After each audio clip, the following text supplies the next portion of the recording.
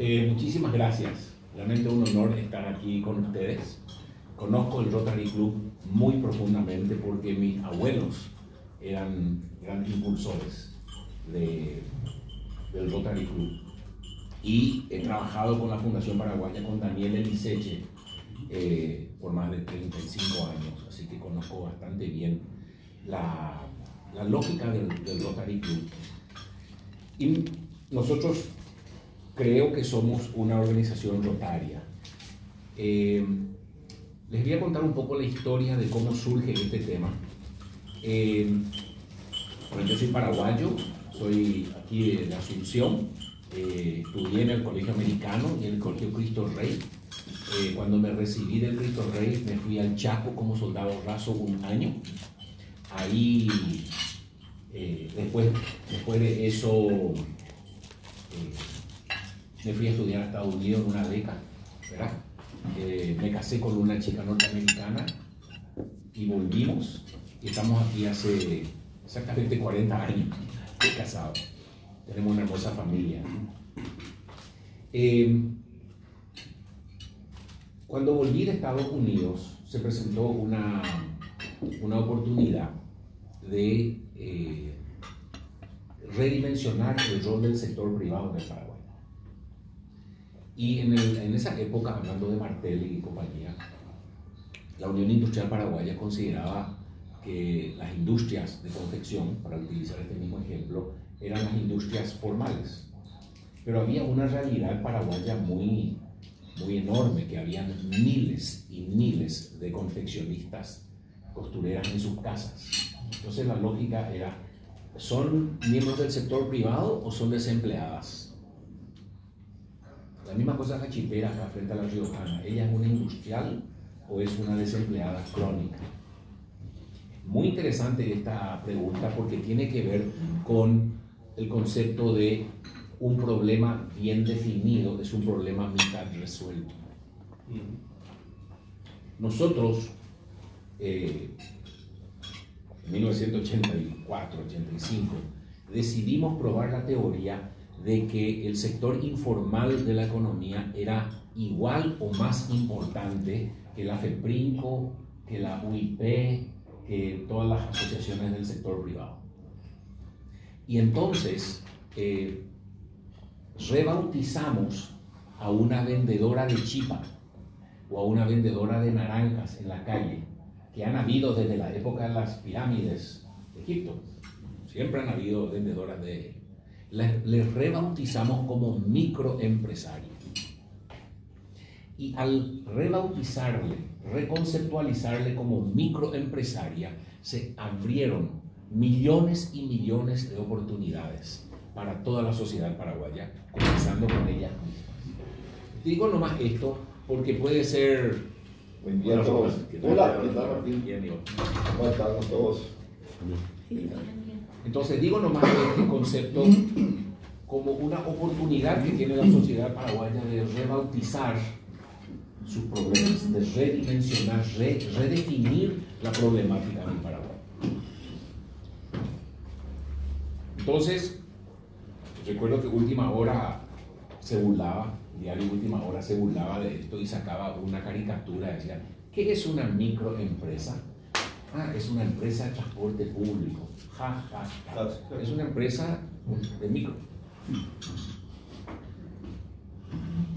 Entonces nosotros redimensionamos el concepto y empezamos a crear un banco para los pobres. Un banco sin fines de lucro, es decir, un banco con superávit, pero sin distribución de utilidades. Y hemos llegado a 370.000 amas de casa y hemos creado aproximadamente 450.000 puestos de trabajo. Y definimos de que, definiendo a una chipera como una microempresaria, se le puede prestar dinero y recuperar, se le puede abrir una cuenta de ahorro, se le puede acceder a seguros y se pueden hacer micro franquicias para comenzar. Y con eso se puede fortalecer empleos precarios aumentar ingresos familiares y crear nuevos puestos de trabajo. Este es un concepto que tuvo una gran discusión dentro de la sociedad paraguaya, ¿verdad? Y que al final hoy hay un viceministerio de microempresas, se acepta la palabra microempresa en el Paraguay, pero la verdad es de que en 1984 esa palabra no había, y la UIP estaba dividida en dos: los que creían que era que apoyar a la costurera de casera, a la modista, era una competencia desleal a las industrias de confección. Y nosotros sosteníamos que no, hay que apoyarle a la costurera o a la almacenera o a la chipera o a la vendedora de yuyo, porque apoyándole se formaliza, y al formalizarse se vuelve una contribución. Y hemos logrado ese objetivo. Y hace poco el Banco Interamericano de Desarrollo nos nombró la ONG más importante de América Latina. La Fundación Paraguaya hoy trabaja en 48 países. Tenemos oficinas en Quito, en Chicago, en Londres y en Dar es Salaam, en Tanzania. Eso fue en el 85. Yo voy a contar rápido la historia para que me puedan preguntar. Carl Ronald conoce muy bien la historia. Trabajamos juntos. En el 95 se me acercan unos estudiantes de la Universidad Católica, me dicen: Martín, queremos crear un programa de educación emprendedora para jóvenes. Yo dije, fantástico. Entonces comenzamos con un programa americano que se llama Junior Achievement, pero que después desarrollamos mucho. Y hicimos capacitación para los hijos de las chiperas, en cómo armar su empresita, en cómo, qué es una empresa, cómo se gana dinero, qué se hace, qué es el ahorro, todo lo que estaba completamente ausente del sistema educativo. Hoy en día, educación sexual y educación financiera son temas tabú en la sociedad paraguaya. Ayer salió la noticia, número 1 en América Latina en embarazos adolescentes no deseados. La Iglesia Católica, la sociedad paraguaya no quiere que se les enseñe a las niñas a cómo no quedarse, bueno, niños, a cómo no quedarse embarazados. Es parte de la realidad paraguaya. En otra ocasión podemos hablar de eso. Interesante. Y entonces descubrimos de que se le puede educar a los chicos a ser emprendedores y no aspirar a ser funcionario público o a trabajar en una...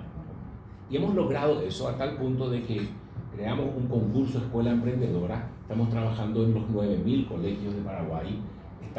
Internacionalizamos eso a un programa que se llama School Enterprise Challenge. Estamos en 100 países con el concurso Escuela Emprendedora. La escuela de Areguá compite con la escuela de Orqueta y quién hace el mejor dulce de maní, y etc. Hacemos a nivel municipal, departamental, etc. Entonces teníamos un programa de microfinanzas y un programa de educación emprendedora. El programa de microfinanzas es básicamente tomar prestado dinero de los bancos locales y represtar a nivel de 500.000 guaraníes, ¿verdad? Sin garantía, a sola firma, aunque tengan Inforcom. Hoy en día estamos con 80.000 microempresas y hemos encontrado el mecanismo para poder prestarle, que es el Comité de Mujeres. Tenemos 4.500 comités de mujeres. La morosidad de la Fundación Paraguaya es 1%. El año pasado prestamos 46 millones de dólares. Tomamos préstamos de todos los bancos locales y represtamos a mucha gente que firma con Coajún o con... Realmente extraordinario el proceso. Y cuando termino la municipalidad, en el 2001, se me acercan los hermanos de La Salle, que tenían la escuela agrícola en Cerrito, ahí en Migra, y me dice: queremos hablar contigo, porque nos fuimos la vez pasada a la Catarata del Iguazú, porque vino un hermano nuestro de España y le queríamos mostrar la Catarata del Iguazú, y en el puente de la amistad encontramos a un exalumno nuestro, a un exalumno nuestro de nuestra escuela agrícola, vendiendo limpiaparabrisas. Y le dijimos: Juan, ¿qué estás haciendo acá? Y acá estoy trabajando. Pero ¿y por qué no trabajas como técnico agropecuario? Y porque no se puede.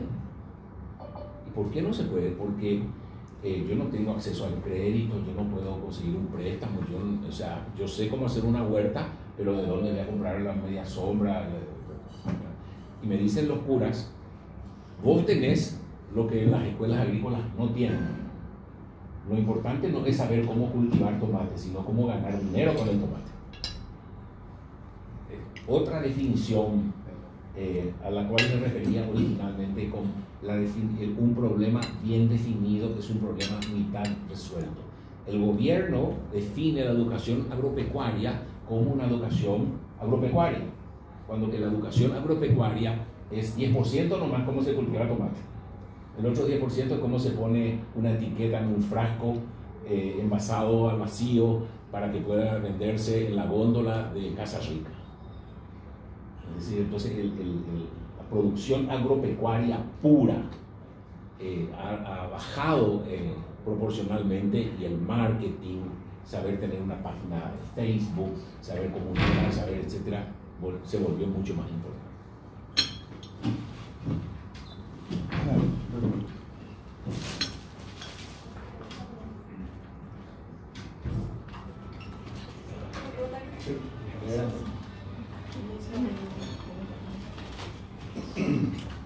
Bueno, y entonces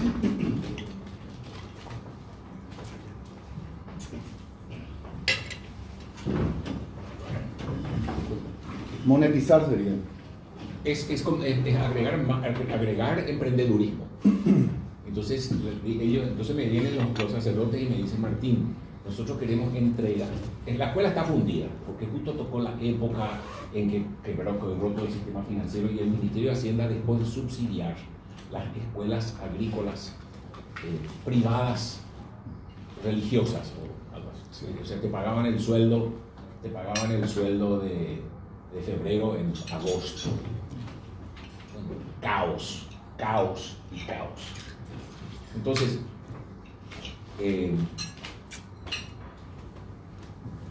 tomamos la escuela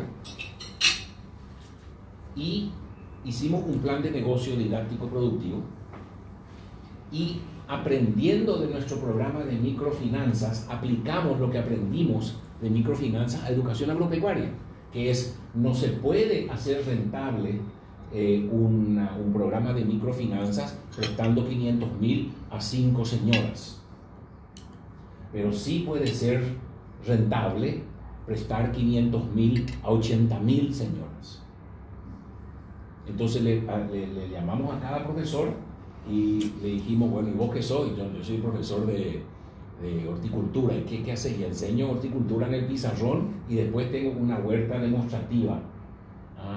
¿Y cuántos tablones? Y 4. Bueno, ¿cuánto ganas? 1,5 millones. ¿Lo querés ganar 2,5 millones? Sí, quiero ganar 1 millón. Ok, yo te pago 2,5 millones, pero vamos a sacar la plata de tu huerta. Le dice, ¿qué? Sí, pues eso ya es una huerta grande. Dice, una huerta grande. Claro, pues ya es una huerta en serio. Sí, una huerta en serio. Bueno, pero tengo una huerta de 3 hectáreas. Sí. Y ya no tenés que tener 80 productos. Sí. ¿Y vos sabías todo eso? Sí, yo sé todo eso. ¿Y por qué no le enseñas? No, porque yo estoy enseñando huerta de efecto demostrativo. No. Entonces, una huerta rentable. ¿Vos qué sos?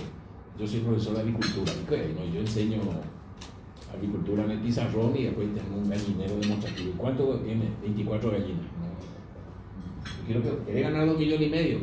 Perfecto. Entonces, bueno, entonces voy a tener que tener un gallinero con 3,000 pollos. Y entonces tomamos la escuela hace exactamente 20 años. El 1 de enero del año 2003, y en el 2007 la escuela generó $350,000, con lo cual cubrió el 100% de su presupuesto.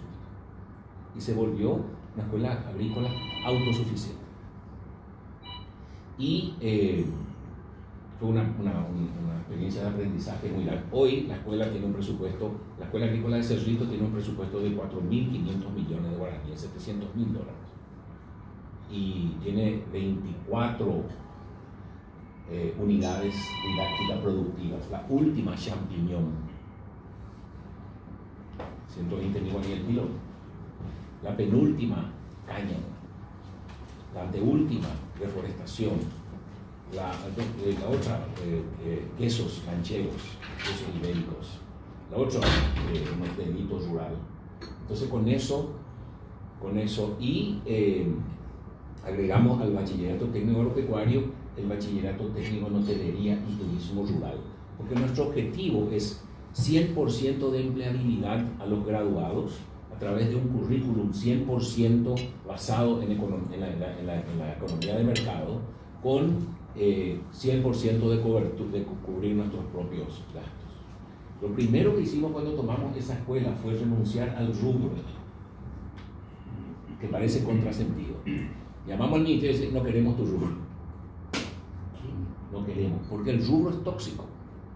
El rubro viene a destiempo y desincentiva la creatividad y la innovación. Lo que sí que ese proyecto empezó a crecer mucho y se expandió a 40 países. Habilitamos una oficina en África, empezamos a hacer escuelas agrícolas en Brasil. Hace poco mandó el gobierno de Ecuador 25 directores de escuelas agrícolas para copiar el modelo de acá. Y se volvió un centro de entrenamiento internacional. Y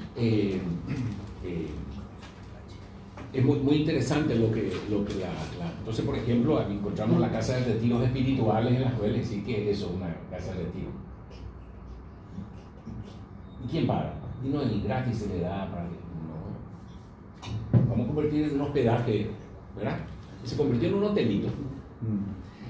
Y como nuestro objetivo es empleabilidad, no nos interesa si vas a ser el que cultiva la tierra, el que hace el embotellamiento, el que empaqueta la miel o el que lleva al agroshopping. Empleo. No nos importa en qué fase de la producción. Entonces dijimos, vamos a habilitar, además del bachillerato técnico agropecuario, el bachillerato técnico en hotelería y turismo rural. ¡Boom! Todos los chicos querían. Son campesinos, todos querían. Y le pregunté a todos los chicos y decían, bueno, ¿cómo viene la mano? Levanten la mano los que quieren hacer el bachillerato técnico en hotelería y turismo rural. Todos levantaron, 150 chicos y chicas en régimen de internado. ¿Y qué va a pasar con el bachillerato técnico agropecuario? Nosotros queremos hacer los dos. ¿Quieren hacer los dos? Pero eso significa van a estudiar de mañana, de tarde y de noche y los fines de semana. Sí. Entonces el Ministerio de Educación exige 180 días de clase y esta escuela tiene 220 días de clase. Y es una fabriquita de tomar un campesino, ¿verdad? Y cuando sale de la máquina sale un emprendedor rural. Para graduarse tiene que presentar un plan de negocios rentable. Entonces la graduación de la escuela es Juana González, ella es oriunda de Choré, departamento de San Pedro, recibe el título de bachiller técnico agropecuario, recibe el título de bachiller técnico en hotelería y turismo rural, presentó un plan de negocio de cría de cabras y retira una línea de crédito de 20 millones de guaraníes, que era el objetivo original. Y entonces esa innovación hizo de que nos inviten a todo el mundo, ¿verdad?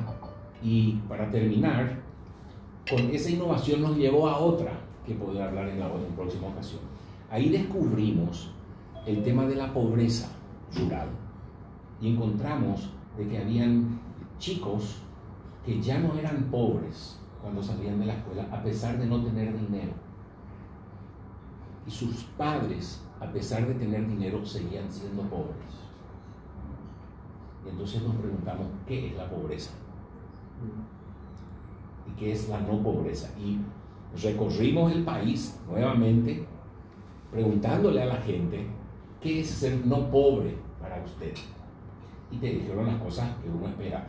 Tenés que tener plata, ¿qué más? Tenés que tener agua potable, vehículo, tenés que tener auto, tenés que tener teléfono. ¿Qué es agua potable? Y tenés que tener una canilla. ¿Y en dónde? Y en el patio. No tiene que estar adentro de la casa, no. Si en Paraguay vos tenés un caño de agua tratada que sale en tu patio, ya sos no pobre en agua. Tenés que tener una casa. ¿Qué es una casa? Tenés que tener techo, ventana y puerta segura. Dormitorio separado para padres e hijos. Cocina elevada y ventilada. Baño moderno. Heladera.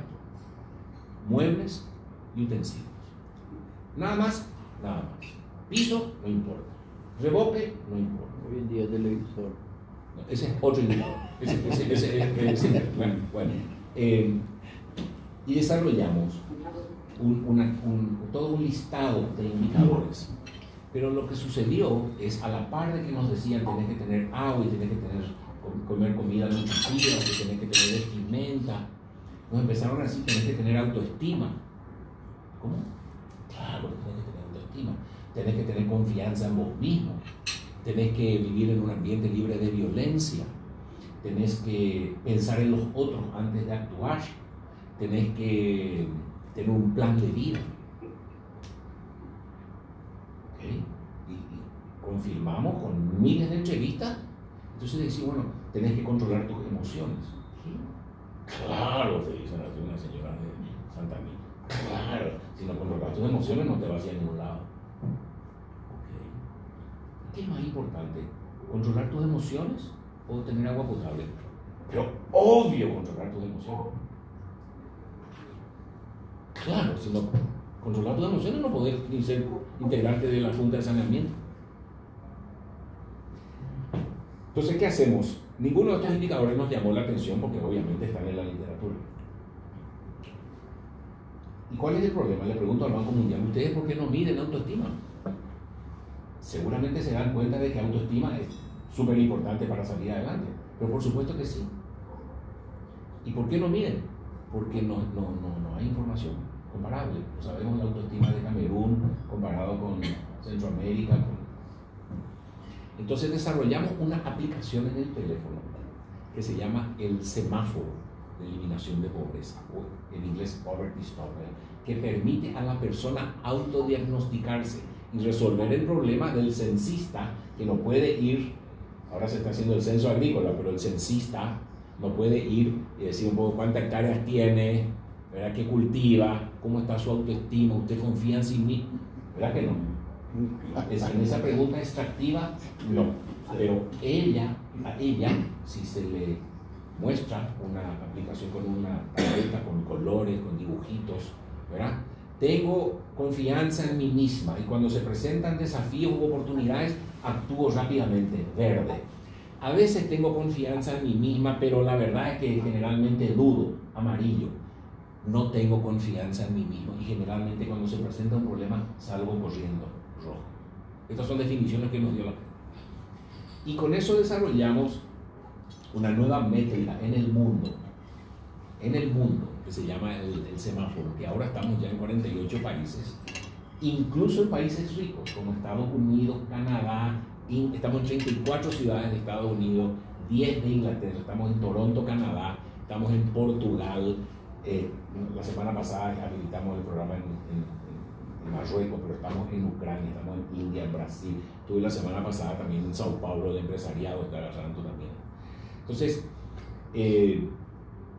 estamos en pleno, y termino con esto. En octubre de 2019 yo estaba en Wuhan, China. Mi esposa dice, vos trajiste el COVID.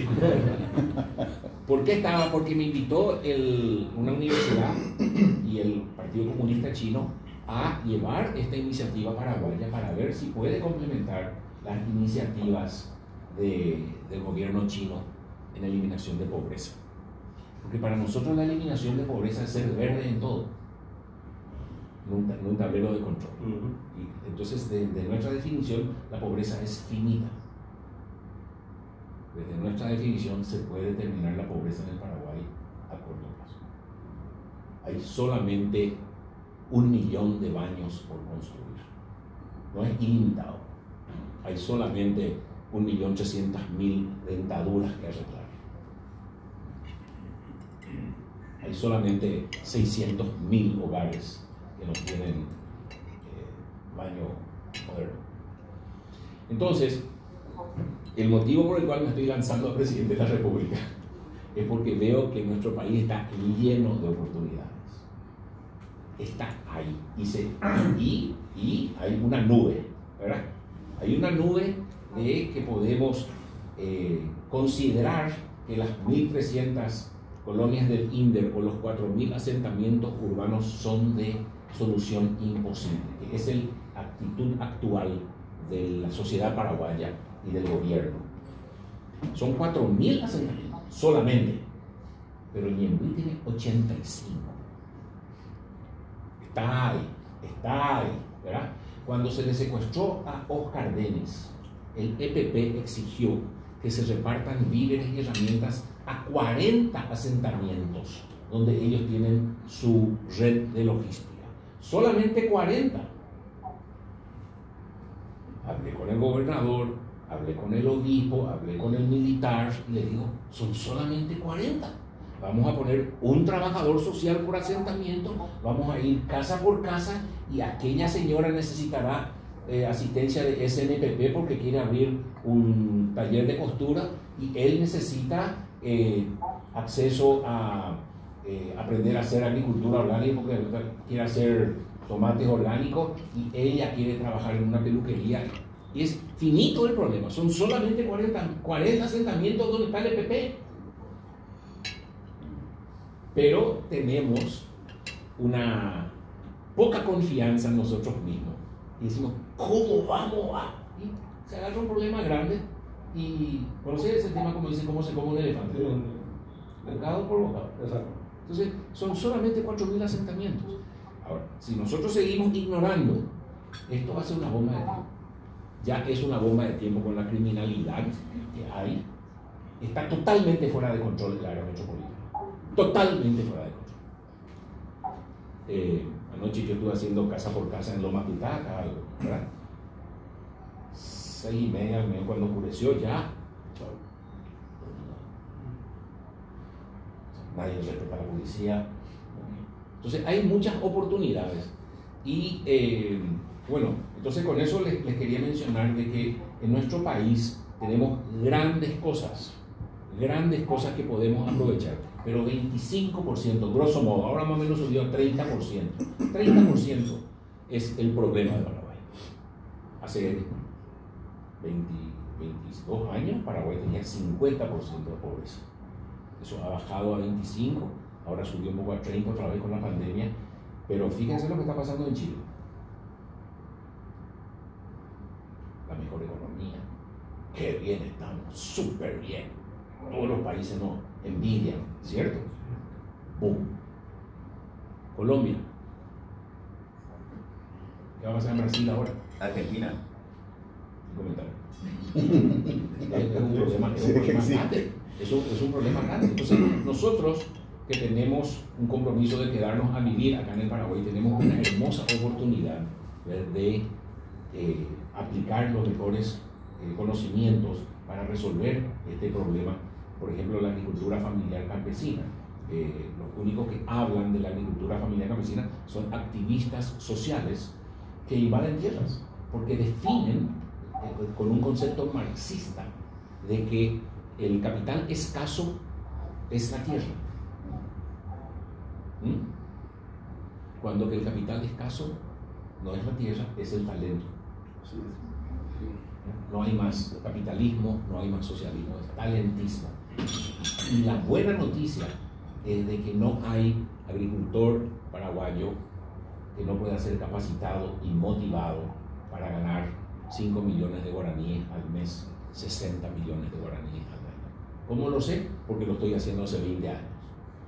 Y sé exactamente cada una de las chicas del campo con su vocación, cada uno de los muchachos. Él querrá ser mecánico de moto y vos querrás hacer injertos o clonar eucalipto o subirte a un tractor en Cazapá, lo que sea. Pero cada uno de nosotros puede salir adelante. Así que con esto cierro para ver si tienen preguntas, pero les quiero nomás decir de que nuestro país se va a volver una isla de prosperidad y una isla de oportunidad. Están viniendo los empresarios chilenos, argentinos, uruguayos, brasileños, pero tenemos que hacer algo y terminar con esto que estamos haciendo. La política en el Paraguay fundió la democracia. Porque no puede ser que seamos los últimos en América Latina en educación. ¿Qué hicimos? Todo el mundo pasa por el Ministerio de Educación. Último colero. Está mal. Hay que blindar el Ministerio de Educación como está blindado el Banco Central. No más política de educación. Se está haciendo un daño tremendo que va a venir a chicotear, diga. Entonces todo por conveniencia, ¿verdad? Esto es conveniencia. Vamos a ganar esta elección municipal, vamos a ganar. Eso está, hay que terminar con eso, ¿verdad?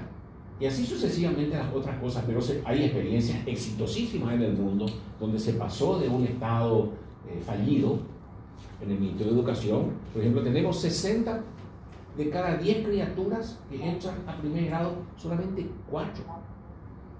Y al igual que los 40 asentamientos donde el EPP se nutre de logística, el Estado paraguayo y la sociedad paraguaya levantan las manos y dicen, ¿y qué le vamos a hacer? ¿Qué le vamos a hacer? Yo le digo, pero señora directora del colegio John F. Kennedy, acá de Capiatá, ¿qué pasa cuando una chiquilina de 12 años no se presenta a la clase? ¿Y qué le vamos a hacer? ¿Cómo que qué le vamos a hacer? Usted se va y le busca a la criatura y le trae otra vez a la escuela. Sí, pero la mamá es pobre y se le capacita a la mamá. Se le entrena a la mamá para generar ingresos. Sí, pero tiene un papá borracho y se le llama al CODENI. Pero no se puede. No se, o sea, esto es un Estado que está así, es todo, ¿verdad? Entonces, número 1 corrupción. Número último en educación. Hay un problema.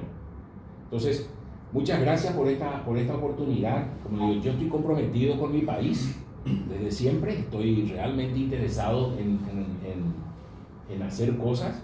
Y bueno, me gustaría mucho, si ustedes tienen algunas preguntas y críticas. Y también traje un libro que se llama, a ver si podés repartir. Ese libro se llama ¿Quién es dueño de la pobreza? O en inglés Who Owns Poverty. Es el libro que explica la historia de la fundación y el concepto básico de quién es la pobreza. Okay. Mi teoría es que si es del gobierno no se va a solucionar. Tiene que ser de cada familia. Y otra cosa, la unidad de análisis. La unidad de análisis es, a mi modo de ver, la familia.